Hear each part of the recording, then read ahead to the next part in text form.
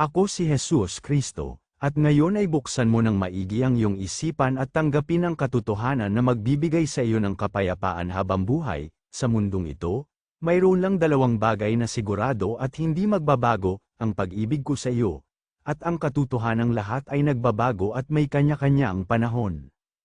Marami sa inyo ang nahihirapan, nasasaktan, at nalulugmok dahil ayaw niyong tanggapin na dumadaan lang ang lahat. Ang saya ay may hangganan, ang sakit ay may katapusan, ang kabataan ay lilipas, at ang sitwasyon mo ngayon ay hindi mananatili magpakailanman.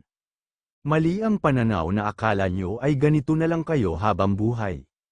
Ang katotohanan ay ito, ang buhay ay parang kalendaryo at panahon, may tag-init, may tag-ulan, may tagsibol, at taglagas, at bawat yugto ay may layunin at dapat mong harapin ng wasto.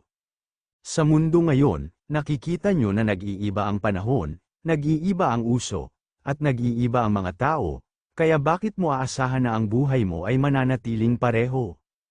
At ito mismo ang aral na gusto kong maintindihan mo ng lubusan para hindi ka magulat o masaktan kapag dumating ang mga pagbabago. Sinasabi ko sa inyo sa Ecclesiastes 3:1, may takdang panahon para sa bawat bagay na nasa ilalim ng langit.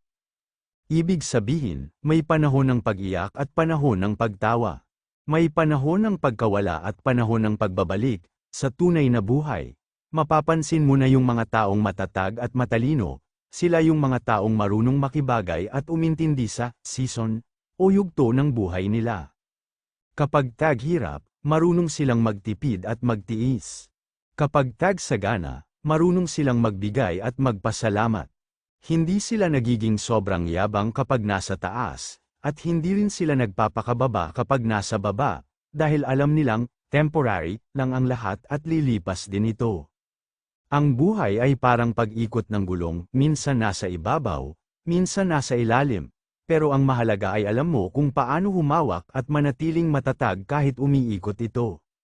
Gaya ng isang damit o fashion, may uso at wala, pero ang tunay na halaga ay nasa kung paano mo dadalhin ang sarili mo anuman ang panahon. Huwag mong hayaang ang pagbabago ang manalo sa iyo, sa halip, ikaw ang mag-adjust at matuto sa bawat yugto. Kapag naiintindihan mo na may season ang lahat, hindi ka masyadong madudurog kapag may nawala, at hindi ka rin masyadong magiging kampante kapag mayroon ka. Kaya ngayon, yakapin mo ang kasalukuyan mo. Kung masaya ka ngayon, ingatan mo at pasalamatan mo ako. Kung nahihirapan ka ngayon, lakasan mo ang loob mo dahil darating din ang araw na magliliwanag ulit, ang taong marunong